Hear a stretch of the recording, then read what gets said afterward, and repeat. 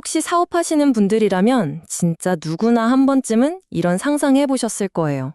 아, 우리 최대 경쟁사. 저 회사를 그냥 통째로 사버리면 어떨까? 생각만 해도 짜릿하죠. 아마 최고의 전략처럼 보일 겁니다. 하지만요, 바로 그 기가 막힌 아이디어가 어쩌면 심각한 법적 문제로 돌아올 수도 있습니다. 오늘 이 시간에는 바로 그 위험하고도 달콤한 유혹에 대해 한번 파헤쳐 보겠습니다. 이 생각은 국내 피아노 시장의 절대 강자, 멜로디 피아노의 A 대표 머릿속에 번뜩 떠올랐습니다. 자기랑 시장을 양분하던 최대 라이벌 회사가 경영난 때문에 매물로 나왔다는 소식을 들었을 때였죠. 이 유혹적인 한 문장이 앞으로 펼쳐질 거대한 법정 드라마의 시작이 될 줄은 이때는 아무도 몰랐습니다. 자, 그럼 첫 번째 이야기부터 시작해 볼까요? 달콤한 독점의 유혹입니다. 어떻게 보면 그냥 좋은 사업 기회였을 뿐인데 이게 어떻게 시장 전체를 집어삼키려는 위험한 야망으로 변해가는지 그 과정을 한번 따라가 보시죠. 바로 여기서 오늘의 핵심 단어, 킬러 인수가 등장합니다. 이름 그대로 경쟁자를 죽이기 위해서, 그러니까 경쟁의 싹을 아예 잘라버리기 위해서 회사를 사들이는 행위를 말하는 거죠.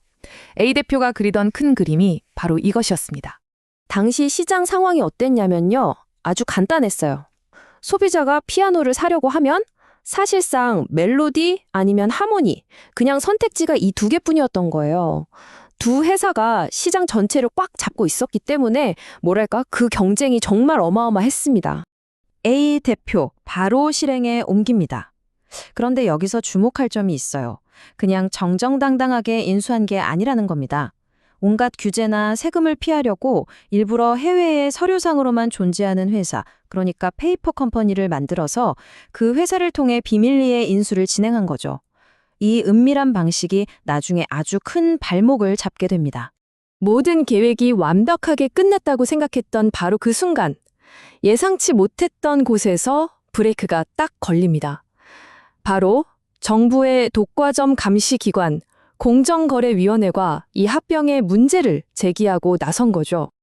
네, 시장의 파수꾼이죠. 공정위가 등장합니다. 공정위는 이 계약이 명백한 불법이라고 딱 잘라 말하면서 당신들이 인수한 주식, 그거 전부 다 팔고 계약 자체를 없었던 일로 하세요. 이렇게 아주 강력한 시정명령을 내립니다. A 대표의 꿈이 그야말로 산산조각날 위기에 처한 겁니다. 자, 이제부터 진짜 법적 다툼이 시작됩니다. A 대표는 크게 두 가지 논리를 내세워요. 첫째, 아니 하모니 피아노는 어차피 망할 회사였는데 뭐가 문제냐?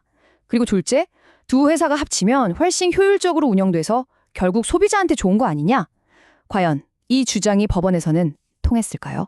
이 팽팽한 긴장감 속에서 사건은 결국 법원으로 가게 됩니다. 과연 법원은 누구의 손을 들어주었을까요? 이 기나긴 법적 대결의 결과 지금 바로 공개합니다. 결론부터 시원하게 말씀드릴게요. 법원은 A 대표의 주장을 단 하나도 받아들이지 않고 공정위의 판단이 전부 옳다고 판결했습니다. A 대표의 원대한 독점 계획은 이렇게 완전히 실패로 돌아갔습니다. 물론 이 판결에는 아주 명확한 법적 근거들이 있었습니다. 대법원은 이 합병이 경쟁을 실질적으로 제한한다고 못을 박았고요. 특히 A 대표가 썼던 꼼수 있죠. 해외 유령회사 내세운 거, 이거 전혀 안 통했습니다. 법원은 서류상 주인이 누구냐가 아니라 실제로 누가 이득을 보고 누가 모든 걸 결정했느냐, 즉 경제적 실질을 따지거든요. 법의 눈은 속일 수가 없었던 거죠. 아니 근데 왜 A 대표의 주장은 하나도 안 먹혔을까요? 법원은 어떤 논리로 A 대표의 주장을 조목조목 반박했을까요? 판결문에는요, 이 승패를 가른 결정적인 세 가지 논리가 숨어 있습니다. 지금부터 그 날카로운 논리를 하나씩 파헤쳐 보겠습니다. 법원이 A 대표의 주장을 무너뜨리기 위해 사용한 논리적 무기는 바로 이 세 가지였습니다. 첫째, 이 사건이 영향을 미치는 시장의 범위를 정확하게 정하고, 둘째, 회사를 합치면 정말 효율성이 높아지는지 따져보고, 셋째, 어차피 망해가는 회사였다는 변명이 타당한지 검증한 거죠. 하나씩 자세히 볼까요? 첫 번째 논리는 시장의 범위입니다. 법원은 두 회사가 합쳐지면 국내 피아노 시장에서 소비자들이 고를 수 있는 다른 선택지가 사실상 사라진다고 봤어요. 비유하자면 동네에 빵집이 딱 2개 있는데 하나가 다른 하나를 꿀꺽 삼켜버린 거랑 똑같다고 본 거예요. 이건 뭐 너무나 명백하게 경쟁을 없애는 행위라는 거죠.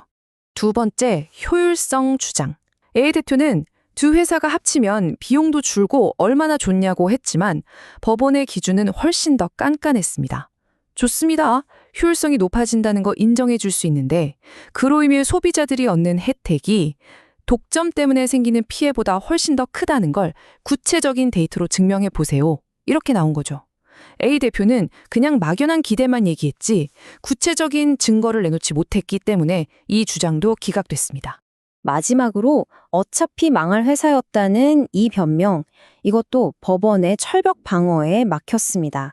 법원은 이 주장이 인정되려면 정말 엄격한 조건이 필요하다고 봤어요.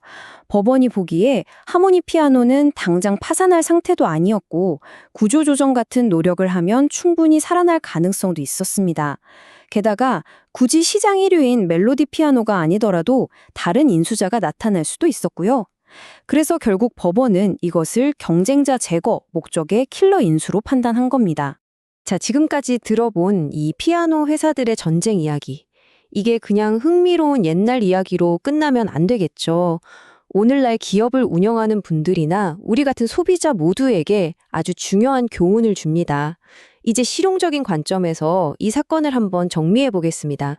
혹시 기업을 이끄는 리더라면 이 3가지는 정말 꼭 기억하셔야 합니다. 첫째, 내 바로 옆에 경쟁사를 인수하는 건 그야말로 지뢰밭을 걷는 거나 마찬가지입니다. 아주 강력한 감시를 받게 될 거예요. 둘째, 시너지나 효율성 같은 좋은 말들은요, 결국 소비자가 체감할 수 있는 가격 인하 같은 구체적인 숫자로 증명해야 합니다. 그리고 마지막, 꼼수는 절대 통하지 않습니다. 법원은 항상 그 본질을 꿰뚫어 봅니다. 우리 같은 소비자들 입장에서도 이게 아주 중요한 얘기입니다. 앞으로 뉴스에서 어떤 거대 기업이 유망한 스타트업을 인수했다는 소식을 보면 그냥 아, 그렇구나 하고 넘기기 전에 한 번쯤 이런 질문을 던져봐야 합니다. 이게 진짜 혁신을 위한 투자일까? 아니면 그냥 미래의 경쟁자가 될 싹을 미리 잘라버리는 걸까? 결국 시장에 건강한 경쟁이 살아있을 때 최종 승자는 바로 우리 소비자가 되기 때문입니다. 앞으로 거대 기업의 인수합병 소식을 접할 때 이 질문을 한번 떠올려 보시면 어떨까요? 이것은 혁신을 위한 진정한 투자일까? 아니면 경쟁의 싹을 자르는 행위일까? 오늘 함께 살펴본 이 이야기 속에서 여러분이 그 답을 찾는 작은 힌트라도 얻으셨기를 바랍니다. 현명한 판단은 결국 우리 모두의 몫이니까요.